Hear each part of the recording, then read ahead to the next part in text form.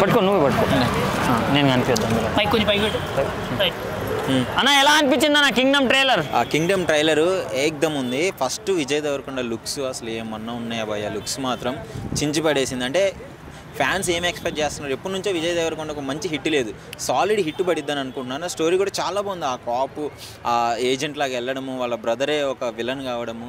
So ట్రైలర్లో క్లియర్గా చూపించినాడు. ఆ బాడీతో అసలు ఆ ఫైట్ సీన్స్ అయితే మైండ్ పోతుంది. ఆ జైల్లో అరిసే సీన్స్ కానీ, ఇది శాషాంక్ మూవీ అని ఇంగ్లీష్లో మూవీ ఉంటుంది, సేమ్ యాజ్ ఇట్ ఈజ్ అందులో కూడా సేమ్ సీన్ ఉంటుంది.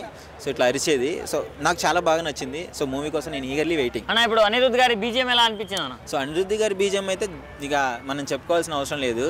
పైగా విజయ్ దేవరకొండ మొన్న అనిరుద్ధ్ గారికి ఏదో టీ షర్ట్ కూడా ఇవ్వడం జరిగింది కదా. సో వాళ్ళ బాండింగ్ అర్థమైపోతుంది.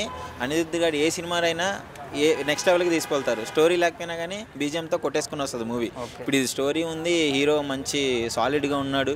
సో బీజిఎం కూడా బాగుంది కాబట్టి ఏకదమ్ నాకు తెలిసి పక్కా సాలిడ్ హిట్ పడిద్ది ఇండస్ట్రీకి. ఎంతవరకు కలెక్ట్ చేయొచ్చు అనుకుంటున్నాం అన్నట్టు? సో చెయ్యొచ్చు మ్యాక్సిమం, నేనైతే ఎక్స్పెక్ట్ చేస్తున్నా. సో ఓవర్ అనుకోవద్దు, నాకు తెలిసి ఒక 200 crores నేను ఈజీగా సింపుల్గా ఎస్టిమేట్ చేస్తున్నా.